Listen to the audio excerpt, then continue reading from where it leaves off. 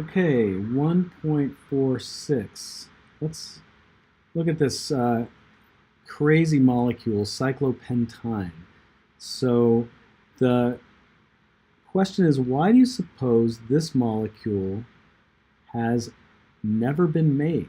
No one has ever been able to make this as a stable molecule. And when they say that, that that might mean that someone has made it, but they probably made it in, let's say, a liquid or a solid argon matrix at close to absolute zero, where maybe it has fleeting existence for a few milliseconds.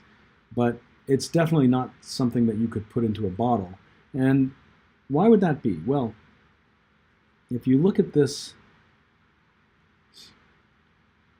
triple bond, carbon-carbon triple bond, what sort of hybridization do you have to have if you have a carbon that's in a triple bond? Well, it has to have one other thing attached to it for it to have a full octet.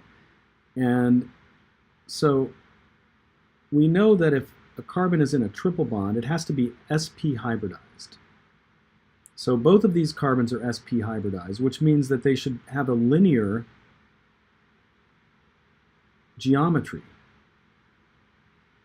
We know that sp essentially equals a linear geometry. That's by definition. And so if both of these have to have a linear geometry, that means that these two carbons that are attached have to be coming out at a 180-degree angle from the other carbon in the triple bond. And if that's the case, then we have 4 atoms here. How many atoms are in this ring? Well, let's just number the carbons. 1, 2, 3, 4, 5. So it looks like if we number these carbons, 1, 2, so this is carbon number 3, this is carbon number 5. All we have is one other carbon to put in, and this carbon 4 has to have a bond to both carbon 5 and carbon 3. So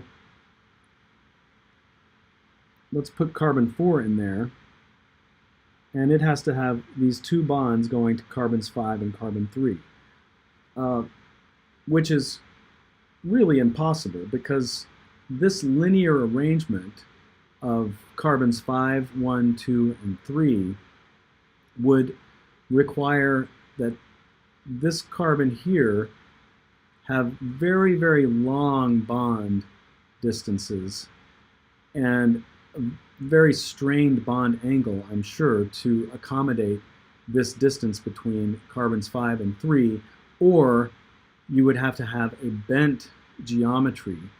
So if you did have this, if you did have a reasonable bond length between carbons 5 and 3 and 4, so again, if I number these, 1, 2, 3, 4, and 5, if we had this as a bent geometry here, so to accommodate being able to make bonds with between 5 and 4 and 3 and 4, then it would bend these 2 sp hybridized carbons into more of a trigonal planar type geometry, which is not favorable for sp hybridized carbons. And another way to think of that is that the preferred geometry in a triple bond is sp because, or in an sp hybridized system is linear because we have these p orbitals. I can draw these in a different color. The 2 purely p orbitals, there are electrons in these orbitals here, and the electron cloud is essentially a cylinder around these carbon atoms. And so bending these sp hybridized orbitals So there's the sp hybridized orbital overlapping with that s orbital of the hydrogen. There's the sp hybridized orbital there, overlapping with the s orbital of hydrogen.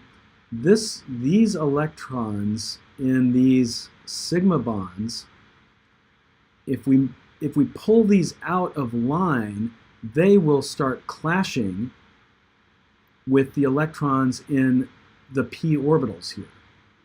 And so it's that